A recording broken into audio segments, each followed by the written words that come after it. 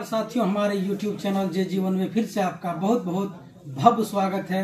फूल मालाओं से स्वागत है। जी हाँ साथियों, आज फिर से हम अपने YouTube चैनल पर बेल्ट्रॉन में जो एग्जाम हुआ था डाटा एंट्री ऑपरेटर के लिए, उसका जो क्वेश्चन है, यानी कि 2019 में जब बेल्ट्रॉन के द्वारा डाटा एंट्री ऑपरेटर का एग्जाम लिया गया था और उस एग्जाम में जो क्वेश्चन आए थे, उसी क्वेश्चन के साथ आज फिर से हम अपने चैनल पर उपस्थित हैं और इसमें आज फिर से जो है क्वेश्चन के साथ हम लोग डिस्कशन करने वाले हैं। तो यहाँ आप देख सकते हैं कि इसका टेस्ट डेट जब आया था वो 10/12/2019 को ये एग्जाम हुआ था और इसका टाइमिंग जो है 12 बजे से 1 बजे तक रखा गया था, यानी कि 1 घंटा का एग्जाम होता है। और सब्जेक्ट में डाटा एंट्री ऑपरेटर, यानी कि इसमें आपको 60 क्वेश्चन होते हैं और 60 क्वेश्चन जो है आपका वो कंप्यूटर से रिलेटेड रहता है। जैसे कि यहाँ आप देख सकते हैं बेल्ट्रॉन के द्वारा जो रजिस्ट्रेशन की सूचना दी गई थी, इसमें आप ये देख सकते हैं यहाँ स्पष्ट लिखा हुआ है कि कंप्यूटर आधारित एमसीक्यू मल्टीपल चॉइस क्वेश्चन परीक्षा 1 घंटे की होगी, जिसमें 60 वस्तुनिष्ठ यानी कि एमसीक्यू प्रश्न पूछे जाएंगे, जिसमें उत्तीर्णता हेतु 50% अंक लाना आवश्यक होगा। एमसीक्यू परीक्षा में निगेटिव मार्किंग का प्रावधान नहीं होगा।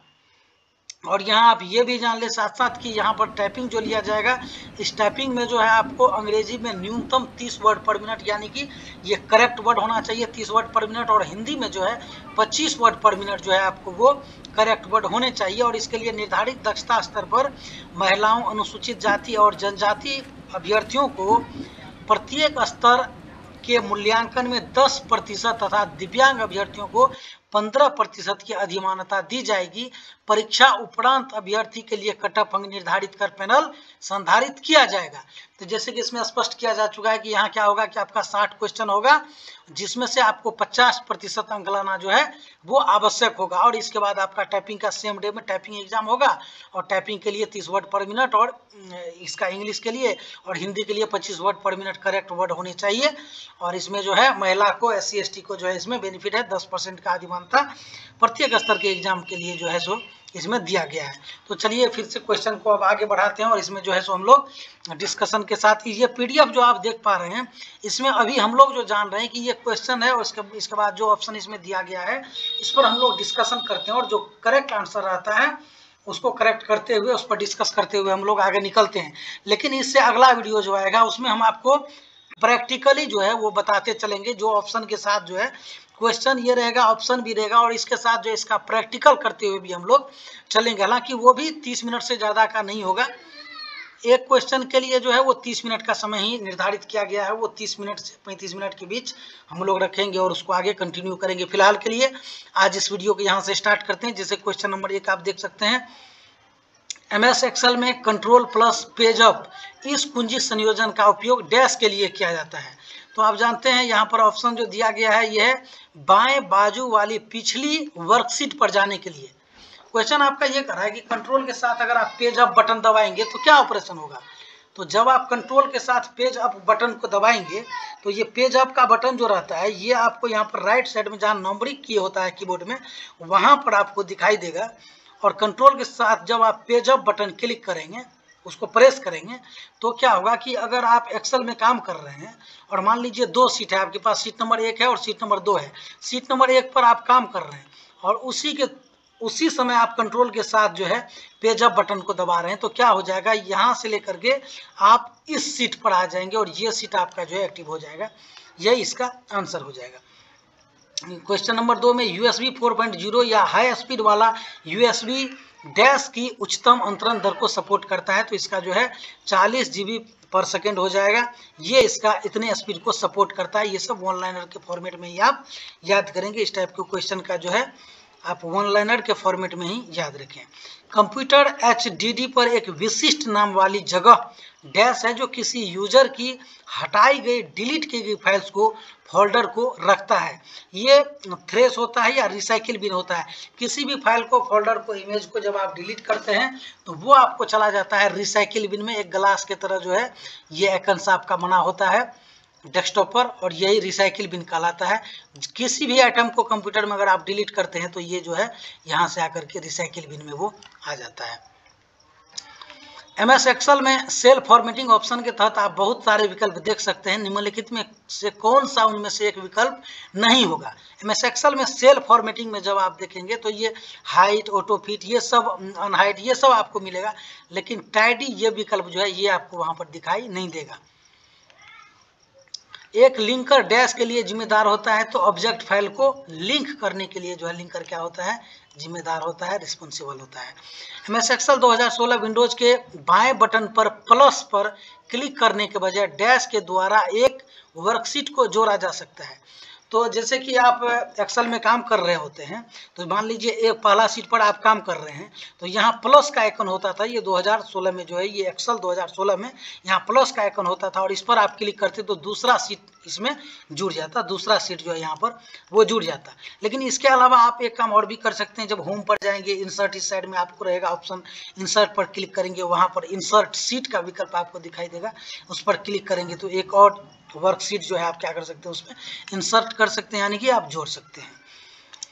आप विंडोज 10 में किसी नई डिवाइस को इंस्टॉल करने के लिए किस प्रकार की पहल करते हैं? तो स्टार्ट में यहाँ पर हो सकता है आपको ये दिखाई दे रहा हो, यहाँ स्टार्ट में क्लिक करेंगे, सेटिंग्स में आएंगे, यहाँ स्टार्ट पर क्लिक करेंगे, सेटिंग में आएंगे, और devices, Bluetooth and other devices पर क्लिक करेंगे, और नए प्रोग्राम को यहाँ से आप ऐड कर सकते हैं, नए डिवाइस को आप यहाँ से ऐड कर सकते हैं। कुछ MS एक्सेल वर्जन कुछ समान टेक्स्ट ओरिएंटेशन ऑप्शन प्रस्तुत करते हैं। निम्नलिखित में से कौन सा इस संबंध में अमान्य है? टेक्स्ट जो है horizontal, text vertical, text bottom, तो ये आपका टेक्स्ट बॉटम जो है ये अमान्य है, ये आपको वहाँ पर शो नहीं होता है, ये वहाँ पर ऑप्शन मौजूद नहीं होता है। बाद में ये सारे ऑप्शन जो है वहाँ पर मौजूद होते हैं। वर्कबुक के प्रोटेक्शन के तहत MS एक्सेल में हम स्ट्रक्चर को प्रोटेक्ट कर सकते हैं, जिसका आशय शीट्स पर कुछ निषेध से है। इस संबंध में निम्नलिखित विकल्पों में से कौन सा निषेध है? तो यहाँ पर मूव्ड, इंसर्टेड और डिलीटेड ये विकल्प आपको जो है यहाँ पर नहीं दिखाई देगा, या दिखाई देगा तो ये आपको वर्क वहाँ पर नहीं करेगा, जबकि आप प्रोटेक्ट कर देंगे तो। किसी डायल अप कनेक्शन की स्पीड आमतौर पर कितनी होती है? तो आप जानते हैं 56 kbps किलोबाइट्स पर सेकेंड होता है। डिस्प्ले हो रही स्लाइड्स के चेंज के बीच मोशन इफेक्ट अप्लाई करने में उपयुक्त फीचर को चुनिए। तो ये स्लाइड ट्रांजिट फीचर्स, यहाँ पर आप MS पावर पॉइंट में जब आप क्लिक करेंगे तो यहाँ पर आपको इस साइड में ये विकल्प आपको दिखाई देगा, और ये आप करेंगे स्लाइड ट्रांजिशन फीचर्स, ये इनका आंसर हो जाएगा। MS एक्सेल 2016 में रोज और कॉलम्स को डैश के माध्यम से रिसाइज किया जा सकता है। तो होम पर जाएंगे, और जब आप ये रोज होता है और यहाँ पर आप जानते हैं ये कॉलम होता है, तो होम पर से जाकर के आप क्या कर सकते हैं, इसको बढ़ा सकते हैं, घटा सकते हैं, या इस साइड में आकर के फॉर्मेट विकल्प आपको दिखाई देगा, उस फॉर्मेट विकल्प से भी रोज का जो है हाइट और विड्थ जो है आप घटा और बढ़ा सकते हैं। यदि आप MS एक्सेल 2016 में वर्कशीट की प्रोटेक्टिंग के लिए जाते हैं, तो निम्नलिखित में से कौन से ऑप्शन इनेबल होते हैं, मौजूद होते हैं? स्ट्रक्चर विंडोज में जब आप जाते हैं तो वहाँ पर ये विकल्प आपको दिखाई देता है। किसी इंटरनेट IPv4 एड्रेस में डैश ऑक्टेट्स प्रयोग किए जाते हैं, तो 4 ऑक्टेट्स प्रयोग किए जाते हैं। MS पावर पॉइंट में स्लाइड सॉर्टेड व्यू क्या है? प्रेजेंटेशन के लिए, ओवरव्यू के लिए, थंबनेल फॉर्म्स में स्लाइड को डिस्प्ले करने के लिए प्रयुक्त किया जाता है। ये यहाँ पर स्लाइड स्टार्ट और व्यू जो है इसका ये आंसर हो गया। MS एक्सेल में किसी पंक्ति रोज की अधिकतम ऊंचाई लगभग डैश के बराबर बनाई जा सकती है, यानी कि 15 cm के बराबर जो है किसी रो का जो है आप अधिकतम साइज जो है ये आप बढ़ा सकते हैं। एक्सेल में सेल A1 और A2 में क्रमशः नंबर 4 और 6 है, ठीक है। मान लीजिए ये A1 है और ये यहाँ पर आपको A2 है, ठीक है। तो यहाँ पर 4 है और यहाँ पर 6 है। निम्नलिखित फार्मूला का क्या परिणाम होगा?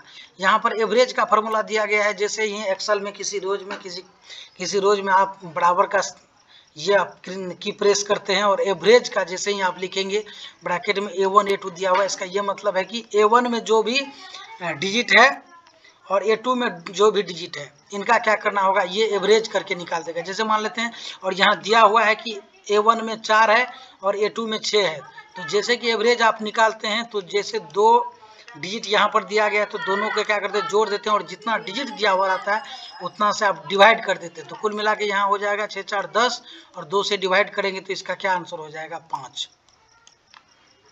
तो इसका जो है ये हो जाएगा 3 हो जाएगा आंसर। MS वर्ड में मेल मर्ज डॉक्यूमेंट को व्यक्तिगत बनाने के लिए मर्ज किया जाता है। एक फील्ड क्या तरीका है, मर्ज का एक तरीका है।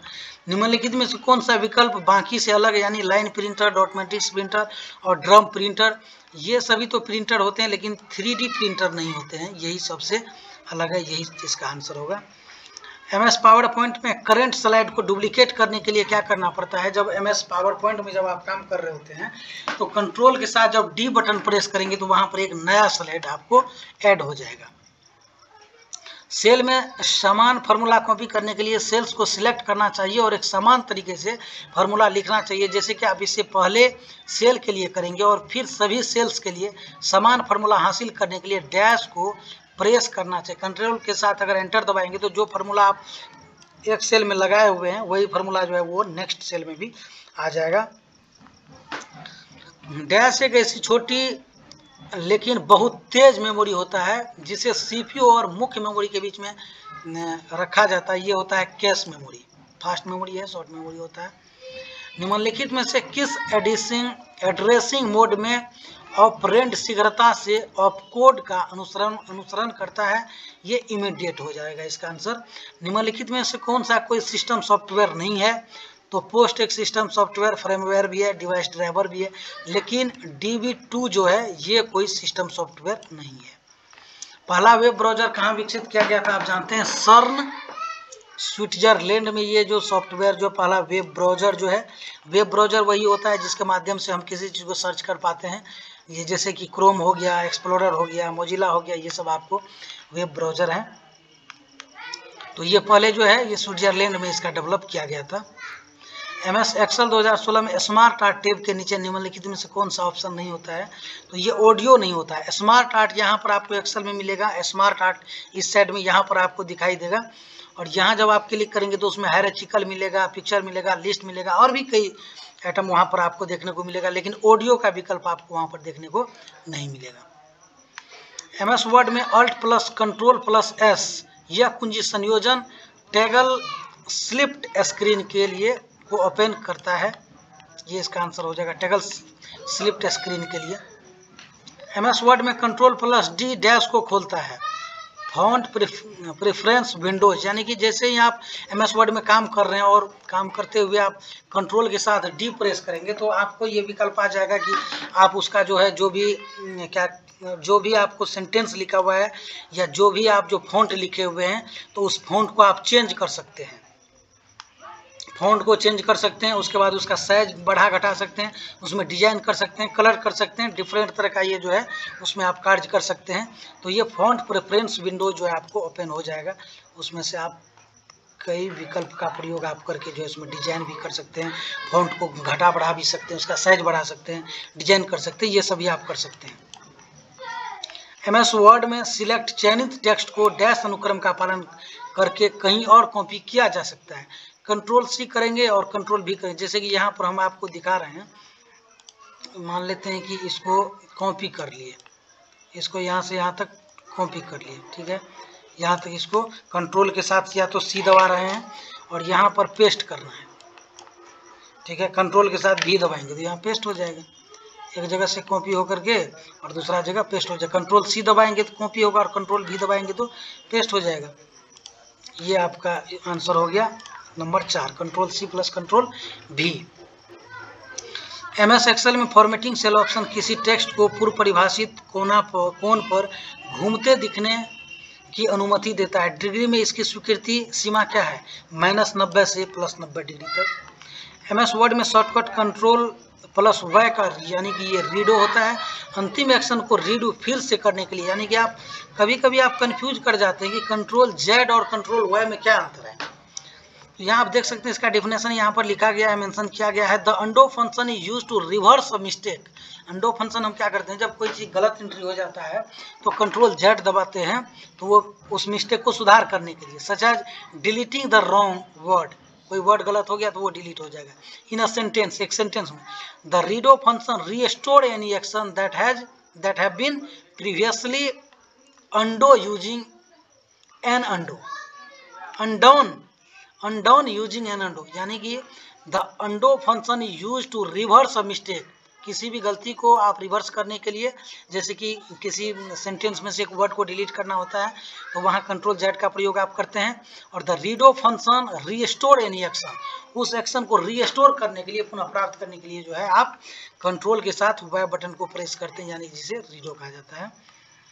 MS वर्ड में कंट्रोल प्लस ई का उपयोग डैश के लिए किया जाता है, टेक्स्ट लाइन या फिर अगर आपको बीच में संरेखन के लिए, जैसे कि वर्ड में आप कुछ लिखेंगे, कोई भी सेंटेंस लिखेंगे तो इस तरह से आप लिखे हुए हैं, कोई सेंटेंस यहाँ कंप्लीट हो रहा है, कोई यहाँ कंप्लीट हो रहा है, कोई यहाँ कंप्लीट हो रहा है, तो जब आप कंट्रोल के साथ इसको सेलेक्ट करके, इस जो भी टेक्स्ट आप लिखे हुए हैं इसको सेलेक्ट करके, यानी कंट्रोल के साथ ए दबाएंगे तो ऑल सेलेक्ट हो जाएगा, और कंट्रोल के साथ जब ई दबाएंगे तो ये जो है आपको ये सेंट्रलाइज हो जाएगा, बीच में संरेखन हो जाएगा, जैसे कि जो बीच में एग्जैक्ट जो है ये आपको यहाँ पर आ जाएगा, इस तरह से वो अलाइनमेंट में संरेखन अलाइनमेंट आ जाता है, वो ठीक बीच में आ जाता है।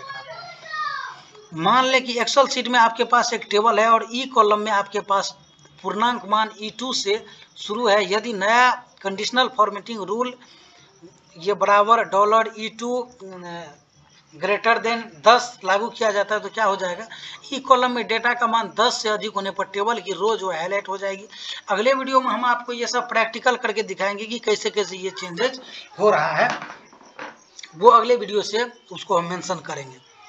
MS वर्ड 2016 में बुलेटेड लिस्ट डैश के नीचे आती है, होम पैराग्राफ के नीचे जो है वो बुलेटेड लिस्ट आपको नजर आएगा। MS वर्ड में कुंजी संयोजन अल्ट प्लस शिफ्ट प्लस ई का उपयोग ये मेल मर्ज के लिए, मेल मर्ज डेटा सोर्स के संपादन के लिए जो है, यानी एडिट करने, मेल मर्ज में एडिट करने के लिए आप अल्ट शिफ्ट और ई का प्रयोग करते हैं।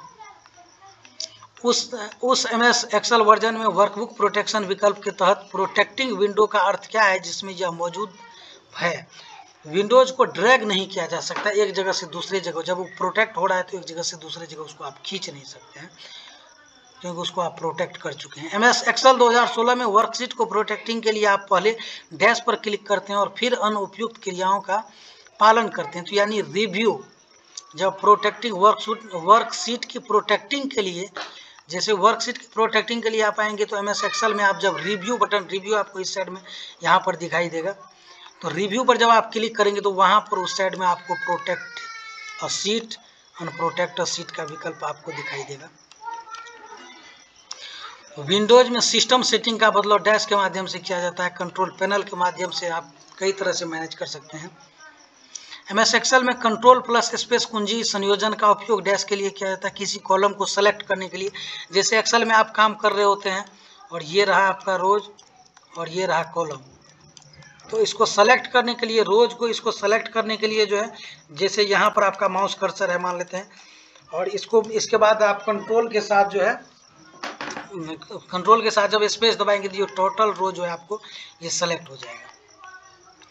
एक लिंक किए हुए स्लाइड तक मूव करने के लिए आप MS पावर पॉइंट 2016 में किस तरह से हाइपर लिंक जोड़ेंगे, इंसर्ट टेब पर क्लिक करें और हाइपर लिंक आदि को चूज करें तो आप क्या कर सकते हैं, इसमें हाइपर लिंक को जोड़ सकते हैं। MS वर्ड 2016 में रिस्ट्रिक्टेड एक्सेल का विकल्प आपको फाइल मेन्यू में, यह है MS वर्ड में MS वर्ड 2016 में रिस्ट्रिक्टेड एक्सेस का विकल्प आपको दिखाई देगा। जब आप MS वर्ड पर क्लिक करेंगे, वहां सेव बटन पर क्लिक करेंगे तो प्रिपेयर का ऑप्शन आपको वहां पर दिखेगा, और प्रिपेयर पर जब आप क्लिक करेंगे या माउस का कर्सर रखेंगे तो रिस्ट्रिक्ट परमिशन आपको दिखाई देगा, और वहां से जाकर के अनरिस्ट्रिक्टेड एक्सेस और रिस्ट्रिक्टेड एक्सेस जो है वहां पर आप देख सकते हैं। MS वर्ड स्क्रीन में आप जूम कंट्रोल को कहाँ पाते हैं, MS वर्ड में जब आप कुछ टाइप कर रहे होते हैं तो जूम अगर आपको करना होता है तो यहाँ राइट साइड में जो है जूम इन और जूम आउट का जो है आपको जूम इन और जूम आउट का जो विकल्प यहाँ पर आपको दिखाई देता होगा, यहाँ से आप जब इधर करेंगे तो जूम हो जाएगा, इधर करेंगे जूम आउट हो जाएगा। MS एक्सेल में शिफ्ट प्लस स्पेस कुंजी संयोजन का उपयोग डैश के लिए किया जाता है। किसी रोज को सेलेक्ट करने के लिए शिफ्ट के साथ फिर स्पेस आप जब दबाएंगे तो किसी रोज को आप सेलेक्ट कर पाएंगे।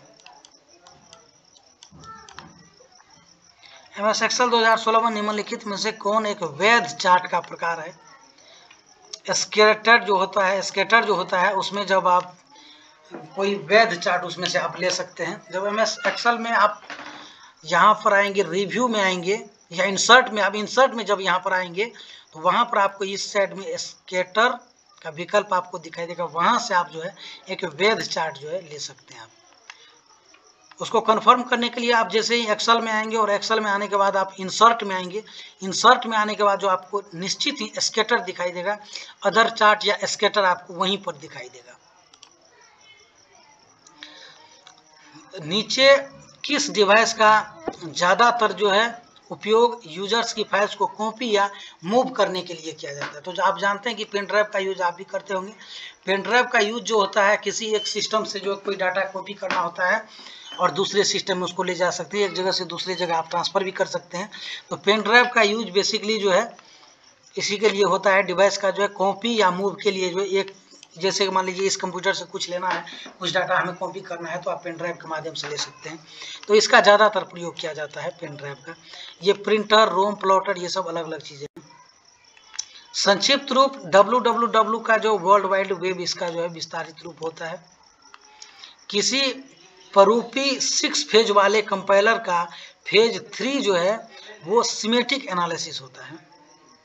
MS वर्ड में अल्ट प्लस शिफ्ट प्लस के इस कुंजी संयोजन का उपयोग डैश के लिए किया जाता है। किसी मेल मर्ज के प्रीव्यू के लिए किया जाता है, अल्ट प्लस शिफ्ट प्लस के। फाइल एडिट व्यू जैसे विकल्प आपको मेनू बार में दिखाई देगा। मेल मर्ज में कौन से 2 डॉक्यूमेंट आवश्यक होते हैं? मेन डॉक्यूमेंट और डाटा सोर्स। MS वर्ड में वर्तनी और व्याकरण जांच करने के लिए आप F7 प्रेस करते हैं। MS एक्सेल 2016 में स्मार्ट आर्ट टैब में पिरामिड और मैट्रिक्स नामक नाम वाले 2 विकल्प उपलब्ध होते हैं। उनमें से प्रत्येक में कितने सब ऑप्शन होते हैं? जब आप MS एक्सेल में स्मार्ट आर्ट टैब पर क्लिक करेंगे तो वहाँ पिरामिड आपको दिखेगा, मैट्रिक्स दिखेगा, लिस्ट दिखेगा और भी कई विकल्प आपको वहाँ पर देखने को मिलेगा, जिसमें से जो है उसका सब ऑप्शन जो है आपको उसमें 4 होते हैं। MS पावर पॉइंट में एक नई स्लाइड इंसर्ट करने के लिए जो है डैश कुंजी का उपयोग करते हैं। कंट्रोल M जब आप प्रेस करेंगे MS पावर पॉइंट में तो नया स्लाइड जो है आपको वहां पर जुड़ जाएगा। जब MS एक्सेल 2016 में आप home format organise sheet tab colour को सिलेक्ट करते हैं, जो कलर का मैट्रिक्स दिखाई देता है उनमें से एक कलर पर क्लिक करते हैं तो क्या होगा? जब आप कलर यहाँ पर देख पा रहे हैं, कई कलर का मैट्रिक्स आपको दिखाई दे रहा है, तो जिस कलर पर आप क्लिक करेंगे उस कलर से जो है वो चयनित टेक्स्ट जो है उस रंग में क्या होगा? बदल जाएगा। सेलेक्टेड टेक्स्ट जो है उस रंग में बदल जाएगा। किसी प्रारूपिक C प्रोग्राम में 2 बातें हैं, A बराबर 5, B बराबर ++ A बराबर 5, B बराबर A++। तो इनमें से निर्देशों के निष्पादन के बाद A और B के मान क्या होंगे? तो ये प्रोग्रामिंग है, इसका आंसर हो जाएगा आपको 3 नंबर विकल्प। MS वर्ड में alt plus shift plus N इस कुंजी संयोजन का उपयोग ये मेल मर्ज के लिए ही होगा। डॉक्यूमेंट में मेल मर्ज परिणामों को इकट्ठा करने के लिए हो रहा है। इस एड्रेस क्लास का पता लगाइए। 231.231.231.231 क्लास D है ये। आप कंप्रेस्ड किए जाने वाले फाइल फोल्डर के चयन के बाद कंप्रेस करने के लिए नीचे के किस चरण का अनुपालन करें? राइट क्लिक करेंगे, सेंड टू करेंगे और कंप्रेस्ड फोल्डर पर क्लिक करेंगे, वो कंप्रेस्ड हो जाएगा। MS एक्सेल में MOD फंक्शन का प्रतिफल क्या होता है? फंक्शन को दी गई 2 संख्याओं के विभाजन के बाद जो शेष बचता है ये इसका MOD कहलाता है। MS वर्ड 2016 के एक टेबल में नियत कॉलम की संख्या कितनी होती है? जब आप MS एक्सेल में आएंगे, जब आप इंसर्ट क्या करेंगे, आप इंसर्ट टेबल पर क्लिक करेंगे और इंसर्ट टेबल पर जो है उसमें कितना रो और कितना कॉलम आपको देना है जब आप चेक करेंगे तो आप एक बार चेक करके भी ये आप देख लें। यहाँ पर आपको 65 दे देना है, 65 कॉलम दे देंगे और यहाँ पर आपको जितना देना होगा तो वहाँ पर आपको एक एरर आएगा कि आप 63 से जो है ज़्यादा रोज इसमें आप नहीं ले सकते हैं। ये MS वर्ड 2016 के बारे में बताया जा रहा है। इसका आंसर हो जाएगा 2 नंबर, यानी कि 63 से ज़्यादा कॉलम आप इसमें नहीं ले सकते हैं। तो दोस्तों ये वीडियो अगर आपको अच्छा लगा होगा तो वीडियो को लाइक ज़रूर करें, और हमारे चैनल पर अगर आप पहली बार वीडियो को देख रहे हैं तो चैनल को भी सब्सक्राइब कर लें, और इसमें किसी तरह का सुधार अगर किया जा सकता है तो आप अपनी राय भी कमेंट में ज़रूर लिखें। और अगले वीडियो में हम आपको क्या करने वाले हैं, जैसे कि ये क्वेश्चन है तो क्वेश्चन के साथ जो है ये ऑप्शन तो है ही, इसके साथ हम आपको प्रैक्टिकली बताएंगे भी कि ये कैसे किया जा सकता है। जैसे कि यहाँ पर रिसाइकिल बिन के बारे में बताया जा रहा है, तो रिसाइकिल बिन में आप डाटा डिलीट करेंगे तो कैसे रिसाइकिल बिन में गया वहाँ पर भी हम आपको दिखाएंगे, उसको रीस्टोर करके भी दिखाएंगे। इसमें एक्सेल में जो है जैसे कि लिंक कैसे होता है, होम इंसर्ट शीट कैसे करेंगे, वो सब आपको हम करके दिखाएंगे। मेरा ये मकसद है कि कम से कम समय में आपका प्रैक्टिस करवाया जा सके। क्लास के लिए उतना ज़्यादा समय आपको देना पड़ेगा, हो सकता है उसके लिए बाद में हम जो है वो एक मैराथन वीडियो भी लाएंगे, उसमें आपको क्लियर करके बताया जाएगा। फिलहाल इस वीडियो को यहाँ तक देखने के लिए आपका बहुत बहुत धन्यवाद।